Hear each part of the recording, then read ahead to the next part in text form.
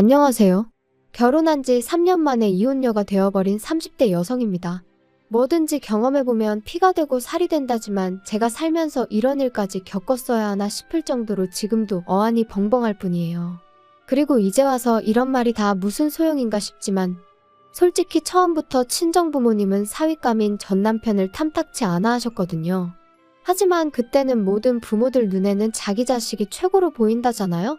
그래서 저희 부모님도 그러시는 거라고 크게 신경 쓰진 않았는데 제가 정말로 어리석었네요. 남편하고 처음 만난 건 제가 카페에서 아르바이트를 하던 때였어요.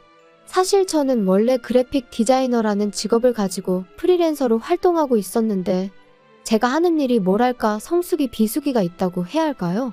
그래서 일이 많은 달에는 정말 눈코 뜰 새 없이 바쁘고 또 일이 없는 달에는 이렇게 한가해도 되나 싶을 정도로 일이 없기도 해요. 그리고 그렇게 시간이 많이 남을 때면 친한 친구가 하는 카페에 가서 말은 아르바이트라고 하지만 일도 도와주고 대신 커피에 대해서 배우기도 하고 그러며 시간을 보냈죠. 참고로 커피를 배워놓는 건 사람 사는 게 어떻게 달라질지 모르잖아요.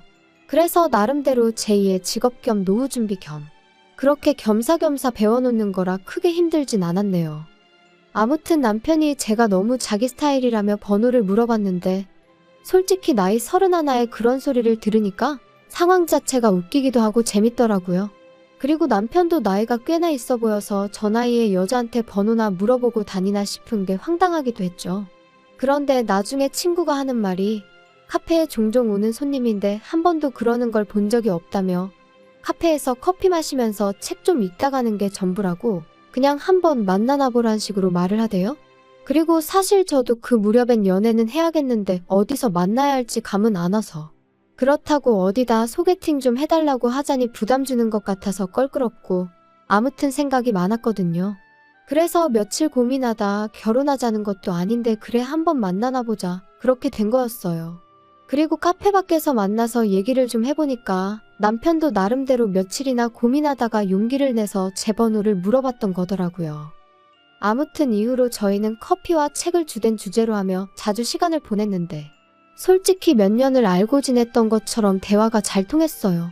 그리고 서로 공통된 주제가 있다 보니 같이 있는 시간은 늘 즐거웠고 헤어지기가 아쉬울 뿐이었죠. 그래서 사귄 지 1년이 넘어가면서는 자연스럽게 결혼 이야기까지 주고받게 되었는데 하루는 남편이 그러더라고요. 실은 자기한테는 아픈 형이 있다고요. 남편의 형, 그러니까 아주버님은 남편보다 2살이 많았고 남편과 사이도 좋았다고 해요. 명문대를 다니던 시부모님께는 누구에게라도 자랑하고 싶은 그런 아들이자 남편에게는 존경하고 따를 수밖에 없는 형이었다면서요. 하지만 아주버님 나이 23, 친구들과 떠났던 여행에서 불의의 사고를 당했고 이후로는 침대를 벗어날 수 없는 상황이 되었던 거죠. 아버님 또한 하시던 일마저 그만두시고 아주버님을 돌보게 되셨고요. 참고로 어머님께서는 입버릇처럼 당신은 원래 몸이 약해서 힘든 일은 못한다 하시는 분이세요. 그리고 그건 아픈 아들 앞에서도 예외가 없으셨죠. 게다가 그때도 그렇고 제가 남편과 결혼한 이후까지도 병원에서는 다시 일어나는 건 거의 불가능이라고 이야기를 했지만 시부모님은 희망을 버리지 못하셨어요. 그리고 그런 부모의 믿음을 솔직히 어느 누가 비난할 수 있겠어요? 그저 듣는 내내 안타까울 뿐이었죠. 그리고 저는 솔직히 이런 상황을 제가 이해하기만 한다면 저희가 결혼하는 데는 아무런 문제가 없을 줄 알았습니다. 하지만 정말 넘어야 할 산은 그게 아니더군요. 왜냐하면 다른 사람도 아닌 시부모님께서 남편과 제 결혼을 반대하셨으니까요. 어떻게 장남인 아주버님이 아직 장가를 못 갔는데 둘째가 먼저 갈 생각을 하냐면서 말이에요. 그런데 현실적으로 아주버님은 결혼을 논할 상황이 아니었으니 황당할 수밖에 없었죠. 게다가 여기서 끝이 아니었습니다. 그제서야 알게 된 또 하나의 사실은 남편은 그동안 어머님이 자기 월급을 맡아서 관리해주고 계시다면서 저에게 늘 한 1억 정도는 모아져 있을 거라고 했거든요. 거기에 자기 생각엔 그래도 아들이 장가 가는데 설마 하나도 안 해주시겠냐며 5천 정도는 해주실 거라는 거예요. 어머님이 몇 번 직접 말씀하신 적도 있다면서 말이죠. 하지만 웬걸요. 5천을 보태주시기는커녕 그 1억도 못 주신다고 나오셨어요. 너는 아픈 형을 두고는 결혼 소리가 나오냐?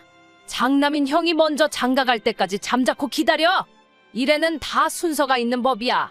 너 여자의 환장에서는 그러는 꼴라는 못 본다.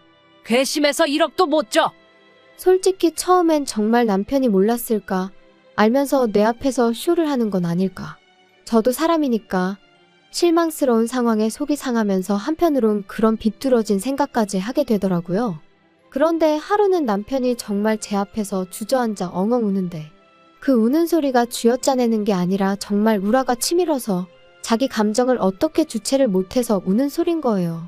그리고 그런 모습까지 보고 나니까 남편이 그냥 너무 불쌍했던 거죠. 그래서 제가 어떻게든 책임져 줘야겠다. 어머님 아버님으로부터 구해와야겠다는. 지금 생각하면 진짜 오지랖도 그런 오지랖이 없는데 그런 다짐을 했다니까요. 그래서 결국 결혼까지 밀어붙였어요.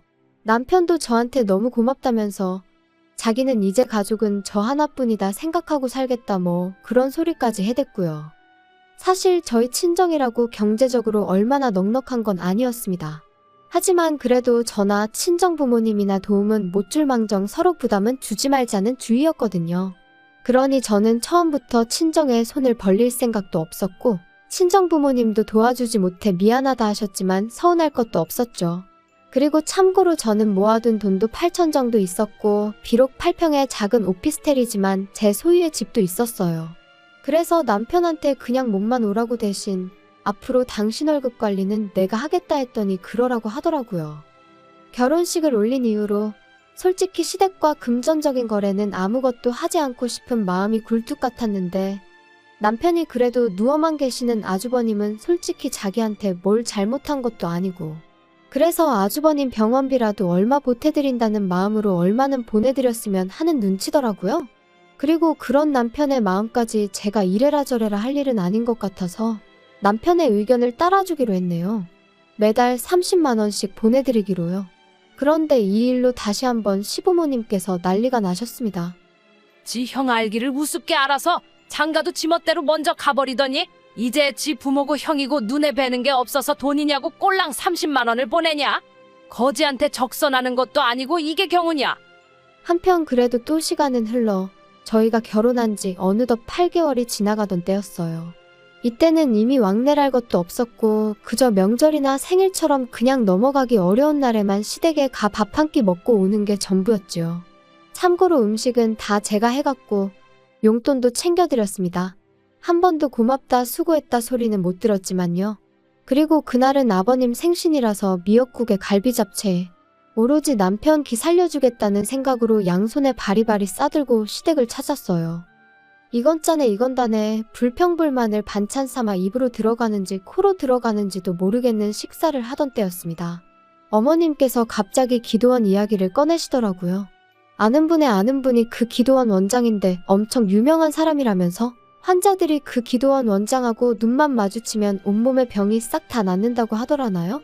그러자 남편이 그게 말이 되냐면서 어머님한테 핀잔을 줬어요. 그거 다 사기라고 누가 그런 소리를 하더냐며 말이죠. 하지만 어머님께선 네가 만나봤냐고 너는 뭣도 모르면서 왜 재수없게 그런 소리를 하느냐며 화를 내셨습니다. 뭣도 모르는 놈이 나서기는 니들이 데려가 달라고 해도 나는 니들은 안 데려가. 괘씸해 죽겠어. 우리 셋이서만 갈 거니까 그런 줄이나 알아. 어머님, 그런데 혹시 비싸지는 않나요? 잘 알아보신 건지. 혹시 위치가 어디예요? 근처에 병원은 있어요? 그래야 아주버님이 혹시나 상태가 안 좋아지시면 바로 병원으로 옮길 수 있지 않을까요?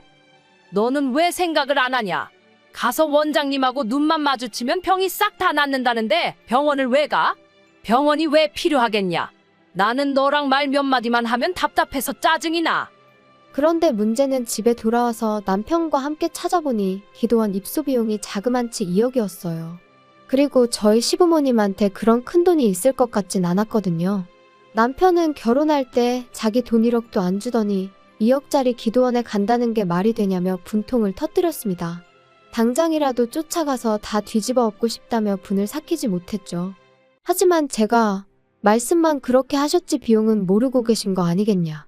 안 가실 수도 있으니까 일단은 지켜보자며 남편을 달랬어요. 그런데 차라리 쫓아가게 내버려뒀어야 했던 건지. 그 대화가 오가고 2달도 안 돼서 어머님이 정말 아버님 아주버님과 함께 기도원에 들어가셨거든요. 그래서 설마 하는 마음으로 어머님 댁 등기부등본을 확인했더니 그나마 어떻게 보면 어머님 아버님의 전재산이라고 할 수 있는 그 아파트 한 채를 파셨더라고요. 보다 못한 제가 결국 남편을 설득해 남편과 같이 기도원에 찾아갔어요. 그리고는 저희를 안 보겠다 하시는 어머님을 붙들고는 집을 파시면 어떡하냐 물었습니다. 기도원에서 나오시면 어디서 지내시려고 이러시냐고. 그리고 그때 제 마음은 어머님이 후회한다 도와달라 그렇게만 말씀해 주시면 수단과 방법을 가리지 않고 정말 대로변에 드러누워 시위를 하는 한이 있더라도 시부모님의 전재산 어떻게든 찾아드리려고 했어요. 정말 이를 갈고 작정을 하고 갔거든요. 그런데 어머님 말씀이 우리 잘난 장남은 이제 곧 다 나사서 멀쩡해질 거다. 그러면 저 잘난 머리로 돈 벌어오는 건 일도 아니야. 둘째 너가 주는 그 잘난 30만 원 다 필요 없다. 너도 네 형이 얼마나 잘나고 똑똑한지 알지? 나는 걱정은 요만큼도 안 된다. 그러니까 쓸데없는 소리 하지 말고 와서 기도하는데 방해 좀 하지 마라. 부정 타면 재수 없다고.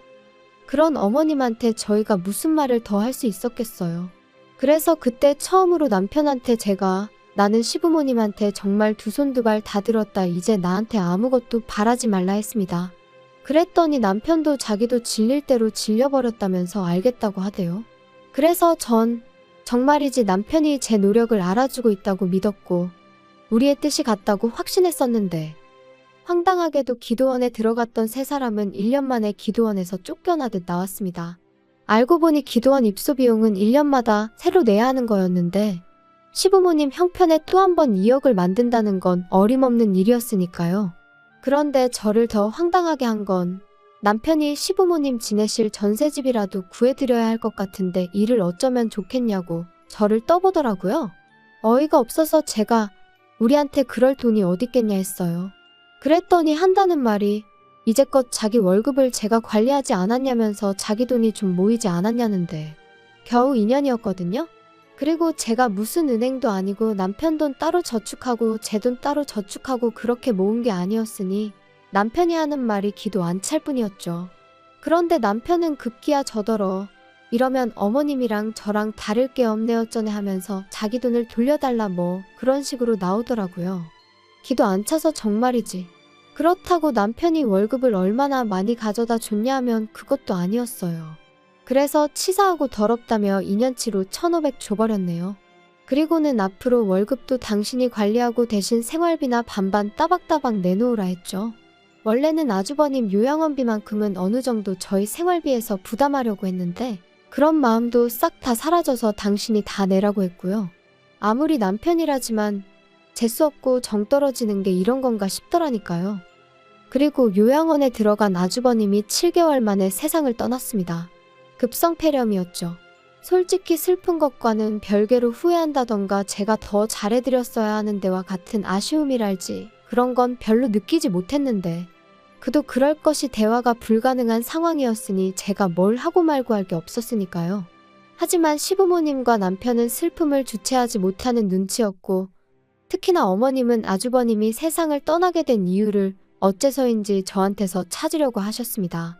이게 다 며느리인 제가 남편의 월급을 한마디로 돈줄을 쥐고서는 조종을 한 탓에 남편이 예전처럼 넉넉히 경제적으로 지원해주지도 않았고 그러니 차도가 없어서 기도원에도 가게 된 거고 기도원에 가서 돈을 잃게 된 것도 그러니 저 때문인 거고 요양원도 저 때문에 더 좋은 데로 보내지 못했다면서 전부 다 제 책임이라고 이게 다 반대하는데도 결혼하겠다고든 저 때문이라고요.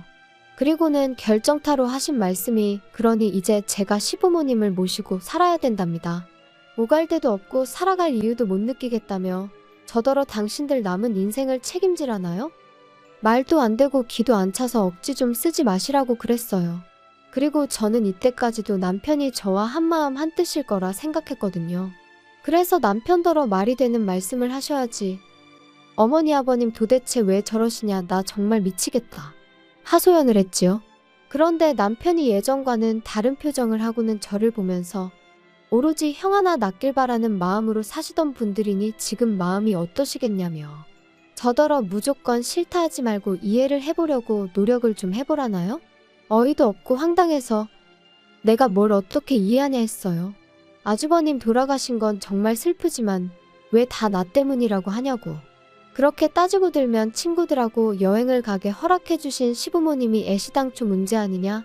여행만 못 가게 하셨으면 그렇게 다쳐서 누워 계실 일도 없던 거 아니냐?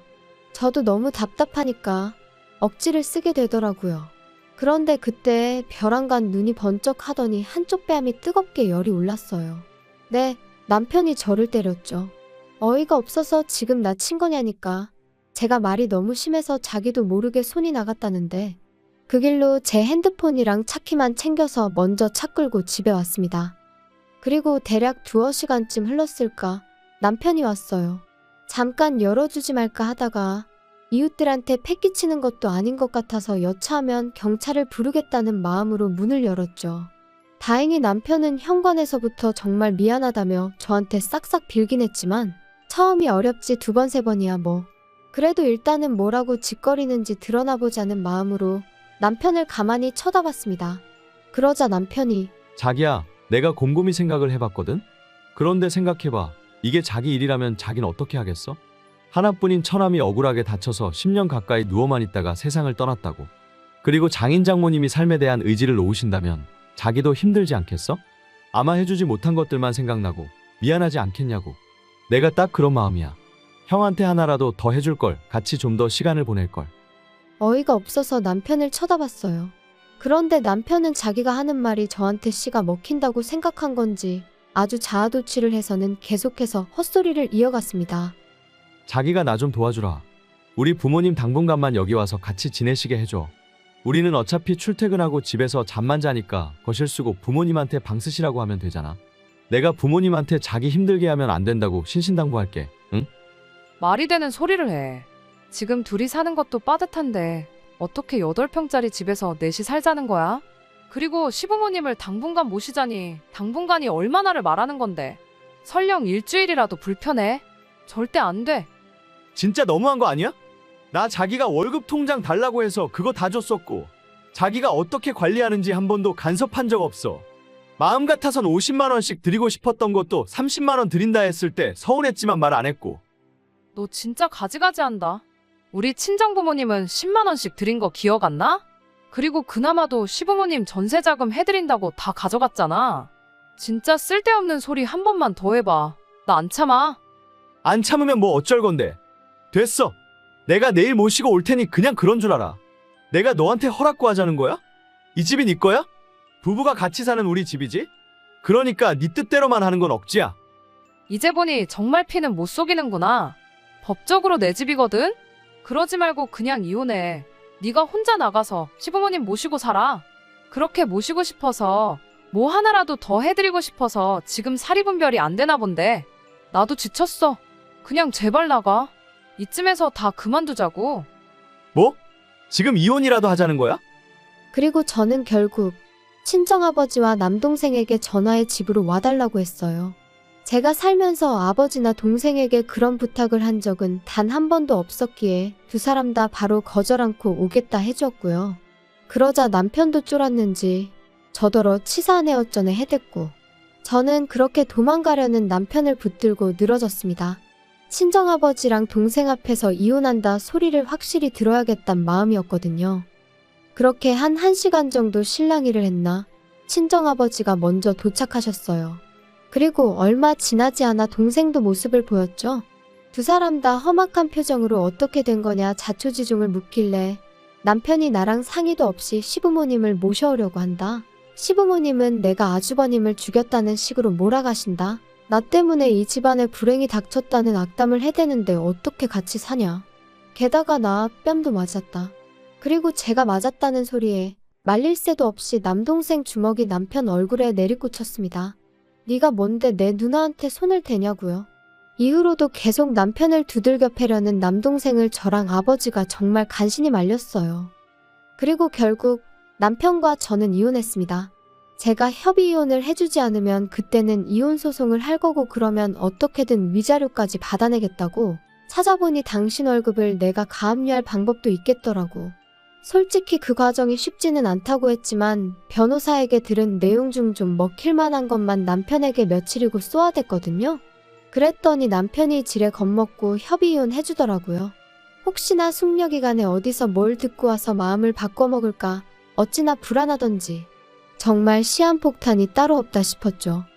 그리고 마침내 완전히 남남이 되었을 때 저는 제 오피스텔을 팔고 지금의 집으로 이사를 했어요. 대출을 좀 받았지만 이제는 오피스텔 아니고 아파트예요. 전 남편의 흔적이 남아있을 법한 건 다 버리고 온 덕분에 새 기분 새 출발한 느낌이 물씬 나고요. 남편 소식이야 어디서 들을 때도 마땅치 않아 잘은 모르지만 어머님이 언젠가 한번 하소연 겸 저한테 욕하시려고 연락을 해오신 적이 있거든요. 그때 언뜻 말씀하시길 저 때문에 셋이서 부대끼며 산다고 저더러 어쩜 끝까지 그렇게 이기적이냐 욕을 하셨는데 처음부터 그렇게 복작복작하게 지내고 싶으셨던 거 아닌가요? 저한테 고마워하실 줄 알았는데 아무튼 이제 남편이 돈 벌어서 시부모님 잘 모시고 살았으면 좋겠습니다. 시부모님도 이제 평생 아들이 벌어다주는 돈 쓰고 사실 생각에 얼마나 행복하시겠어요. 한번 알콩달콩 잘 살아봐.